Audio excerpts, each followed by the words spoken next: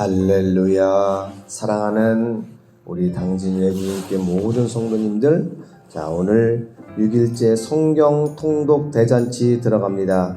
하나님 큰 은혜와 지혜를 허락해 주시옵소서. 아멘. 21장입니다. 21장 드디어 약속의 아들 이삭이 태어납니다. 그리고 8일 만에 할례를 받고요. 21장 8절부터 보면 이제 먼저 나왔던 86세 때 나왔던 이스마엘이 있잖아요. 이제 갈등이 벌어집니다. 이제 이삭이 젖되는 날 엄청난 잔치를 이제 베풀었는데 이제 하갈이 이제 눈에 볼 수가 없는 거예요. 그래서 막 이삭을 괴롭히고 희롱하고 막 그러니까 사라가 눈이 뒤집히지요. 이삭의 엄마 아브라함의 본처 사라가 눈이 뒤집어져 가지고 쫓아내려는 거예요. 하나님께서 사라의 말을 들으라고 말씀하시고 하갈과 이스마엘을 쫓아냅니다. 그런데 또 고통 중에 부르짖는 그들의 기도를 들으셔서 하나님께서 이스마엘을 통해서도 큰 민족을 이루시겠다고 약속을 또 해주세요. 그게 지금 이슬람 사람들이죠. 이렇게 이슬람 사람들의 조상 이스마엘이 자라나는 모습이 또 보였습니다. 또 22절부터 보면 아브라함과 아비멜렉이 언약을 맺습니다. 아브라함이 너무 잘 되니까 무서운 거예요. 22절에 보니까 21장 22절 그때의 아비멜렉과 그 군대 장관 비골이 아브라함에게 말하여 이르되 네가 무슨 일을 하든지 하나님이 너와 함께 계시도다. 그러면 같이 이렇게 잘 지내고 해야 되는데 무서운 거예요. 그러니까 우리를 공격하지 않겠다고 맹세해라. 아브라함이 이제 그동안에 있었던 일들을 막 기억하면서 이제 막 야단도 치면서 언약을 맺습니다. 22장은 창세기 아니 모든 성경의 하이라이트의 하이라이트입니다. 하나님께서 갑자기 아브라함에게 나타나셔가지고 이 아들 이삭을 바치라는 거예요. 번제로. 번제는 이렇게 각을 동태포 뜨듯이 쫙 포를 떠가지고 넓게 펼쳐가지고 태워서 하나님께 드리는 제사가 번제거든요. 아들 이삭을 그렇게 하라는 거예요. 아브라함이 죽을 지경이죠.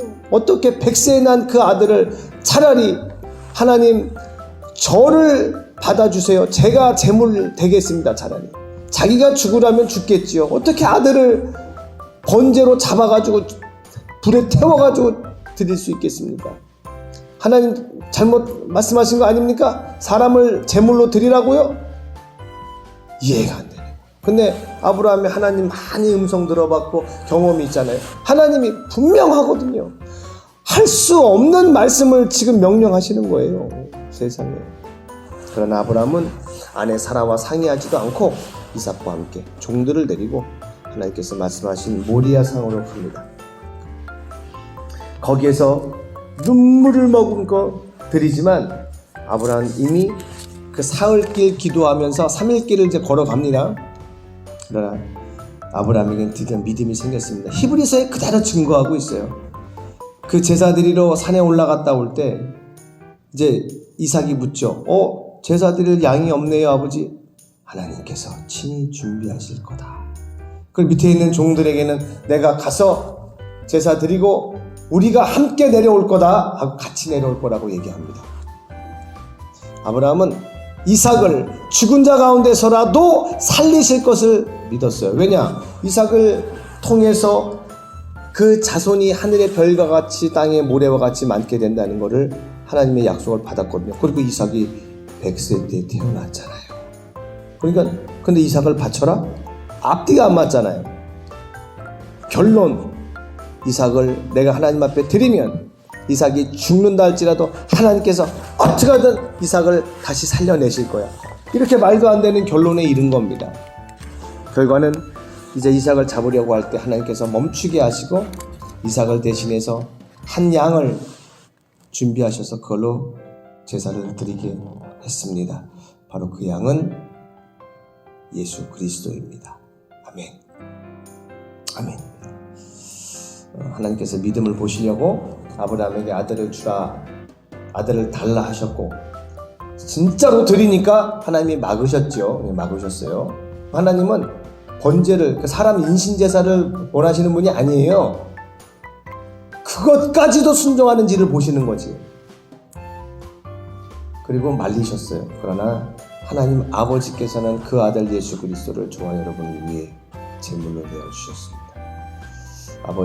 아들 예수께서 겟세마네 동산에서 그 땀이 피가 될 정도로 기도하시는데 아버지께서는 침묵하시며 아들을 잡아 죽이셔가지고 저와 여러분을 살리셨어요. 아멘. 아브라함이 그 아들 이삭을 바친 것은 아버지 하나님께서 그 아들 예수 그리스도를 내어주신 것에 대한 완전히 그 이야기를 나타내는 사건입니다. 저와 여러분도 우리 하나님이 원하시는 그곳에서 우리의 삶을 아낌없이 드릴 수 있게 되기를 축원합니다. 아멘. 그리고 이제 창세기 22장 뒷부분에 가면 아브라함의 또 다른 자녀들 낳았다는 얘기도 이제 쭉 나오고요. 그 형제들에 대한 이야기도 나옵니다. 23장에 가면 드디어 아브라함의 아내 사라가 127세를 일기로 이제 하나님께서 부르시고 장사를 지내기 위해 그 땅을 삽니다. 막벨라 굴을 사고 거기에 이제 자식들이 계속 이제 무덤이 되는 거예요. 그래서 쭉 그렇게 이야기들이 나오고 23장에서는 24장에 이제 아브라함의 아들 이삭을 하나님께서 이제 사용하시고 이삭의 아내를 위해 이제 하나님께서 역사하시는 장면들이 쭉 나옵니다. 아브라함이 2절에 자기의 집 소유를 모든 소유를 맡은 늙은 종에게 이르러서 이제 아버지의 그 도시로 가서 같은 하나님을 믿는 사람들 가운데 아들 이삭을 위해 아내를 택하라는 겁니다. 그래서 이제 그 종은 이제 주인인 아브라함의 말을 듣고 그곳에 가서 이제 자기 주인 되시는 이삭의 신부를 고르는데 기가 막힌 하나님의 역사가 나타납니다. 그래서 24장은요 정말 재밌어요. 67절까지 나와서 좀 길지만 너무 재밌는 이야기입니다. 그래서 특별히 결혼을 할 때 여러분 자식들을 결혼시키실 때 하나님께 정말 기도하셔야 돼요.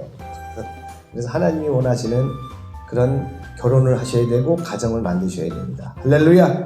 그래서 창세기 21장부터 24장까지 말씀을 통해서 하나님의 놀라운 역사가 계속 흘러가고 있는 것을 보시고 그 역사는 성경책에 있는 재밌는 이야기가 아니고 이제 여러분의 삶을 통해 그대로 나타나게 될 하나님의 예고편이에요. 예고편.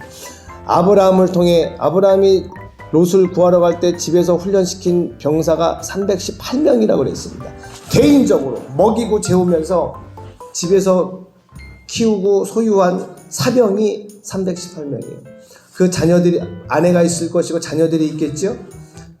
그러면 개인 군대 조직만 1000명이 넘어요. 가족들까지 식솔까지. 그렇게 어마어마한 부자가 됐어요. 아브라함이. 여러분도 그리 되실 줄 믿습니다. 아멘.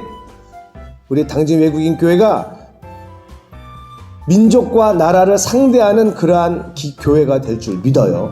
아멘. 기도하세요. 저는 그 응답을 수십 년 전에 받았어요.